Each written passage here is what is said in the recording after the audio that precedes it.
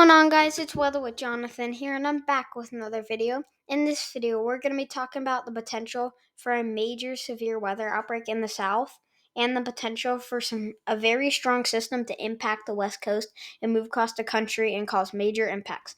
I'm going to be going over all this in your forecast. So starting off with what's happening around the U.S., this is our current weather forecast. I hope all you guys are having a great day and enjoying your weather no matter what it is. If it's rainy, sunny, warm, cold, anything. I hope you guys are enjoying your weather. But we got a lot to talk about, and that is gonna and the quietness is actually gonna really start changing over the next couple of days. And yes, we still have that system impacting California right now. That has been impacting them with hurricane force winds. So we have had 29 wind reports of this come in, one over 75 miles per hour. So this is a very impactful event. So now let's take a look at our NWS hazards. You can see we have those red flag warnings for portions of southwestern Kansas and Colorado, and those high wind watches warnings and advisories, and stretching all the way back through Arizona, Nevada, and California. Then everything you see in the pink right here is winter storm warnings, and everything you see in the purple is winter weather advisories. And then we have a couple little winter storm watches down here in Oregon and California. I forgot to refresh this, so this is actually extending all the way up into Washington. So, yeah. So now let's take a look at our atmospheric river. So you can see this is today. Right now, this is today. You can see there's going to be first of all, very heavy rainfall, and there's going to be some very gusty winds, and these could reach hurricane force winds at times. So this is not good. And if you guys live in Southern California, you're likely going to experience flooding. Now, as we head out into Friday, March 24th, you can see it's going to start raining a lot in the Pacific Northwest. Now, I just want to show you what it could look like through April 6th. This is what the rainfall totals could look like through April 6th. So that's just a heads up about what this upcoming rainfall season could be like for everywhere on the West Coast. So now we need to take a deep dive into our severe weather. This is today. You can see our dew points. Now we have a severe risk tomorrow, and those dew points are pretty far north as of what it's showing now in this model run. So you can see we do have those dew points reaching into this area. So that's going to support a marginally unstable environment for storms. So we have a marginal risk for there. So as we head out into the day, those dew points will start really increasing with that southwesterly flow. And then we get this big batch of warm air.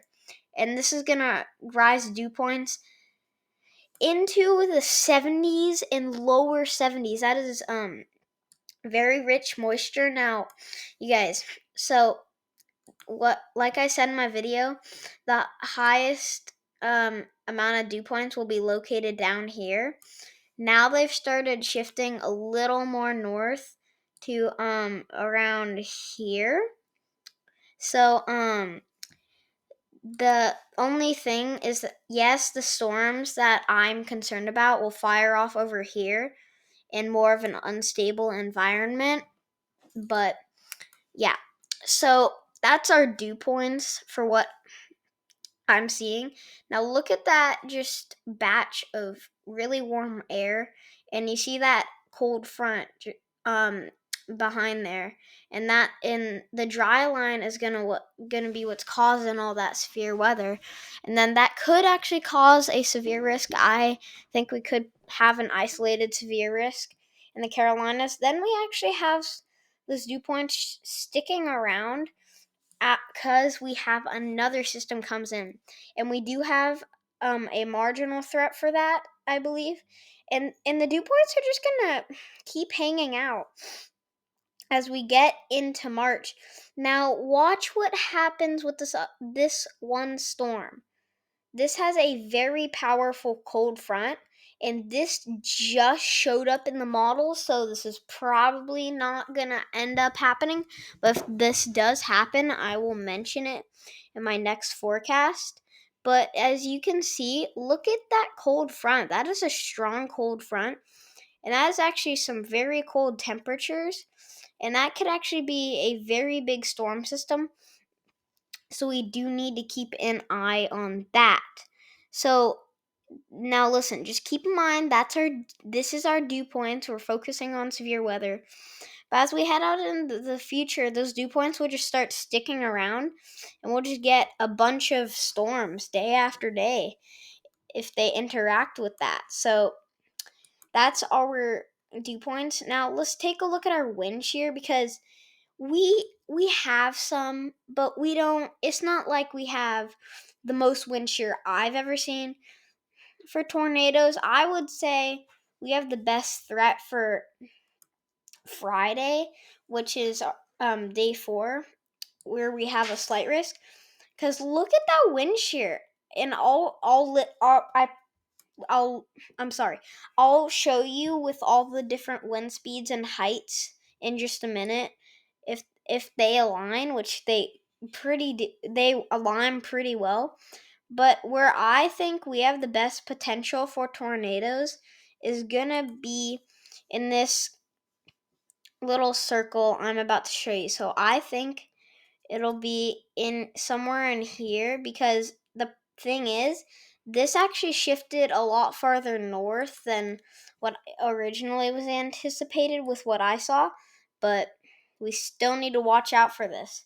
So that now listen, I'm just saying, you guys, this could end up eventually maybe even getting upgraded to an enhanced risk. I'll go live if it does.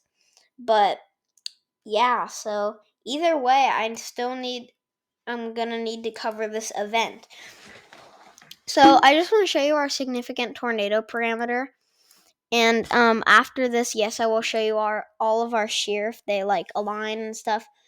But it's gonna be pretty high for Thursday. Now I partially believe this, but I also do believe this at the same time. But it's a 10 out of 10, so for what they're showing. So we're definitely going to have some tornadoes are possible.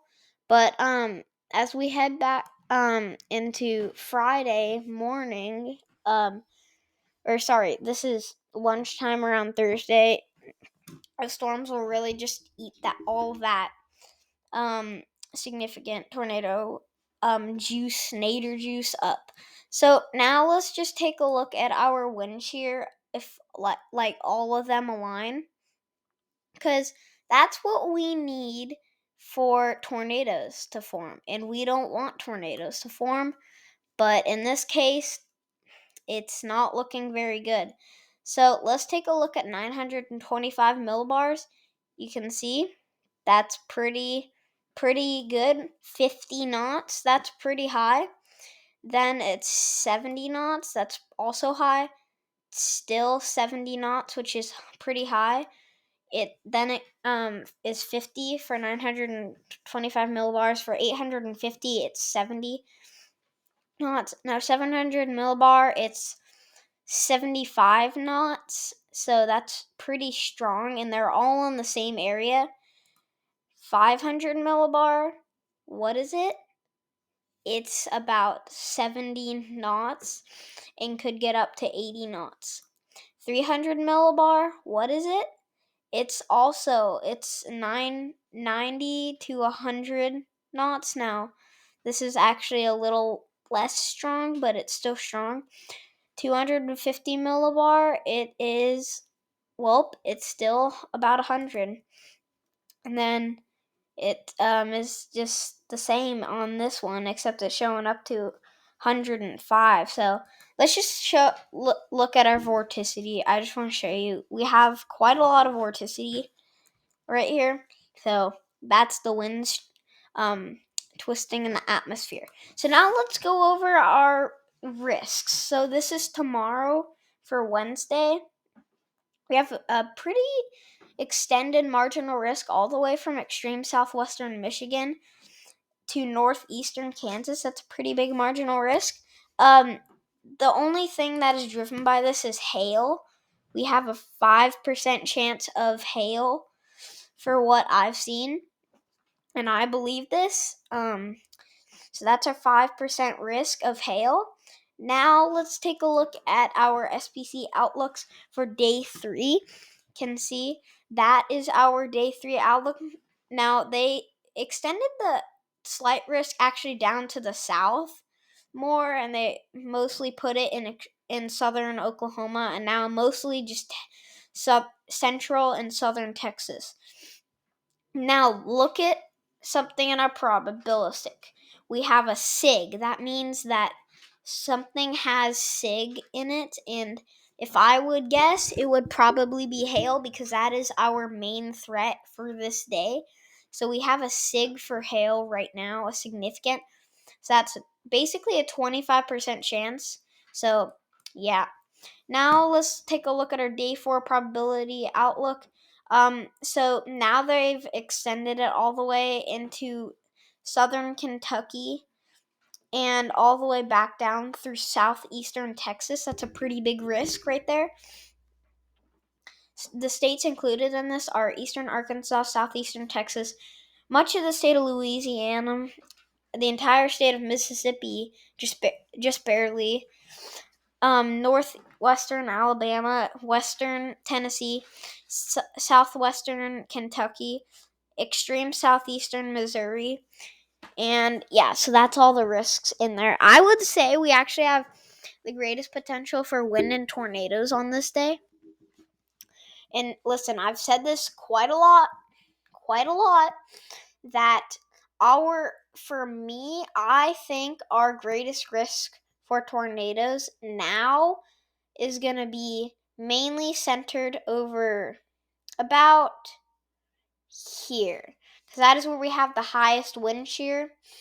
And tomorrow the significant tornado parameter will come out, and if I'll let you know if I see anything concerning, which so far it's actually looking kind of concerning, but we have not gotten that data yet. So thank you for coming and watching this video. I hope you guys enjoyed. And thank you for all my supporters, and I'll see you in my next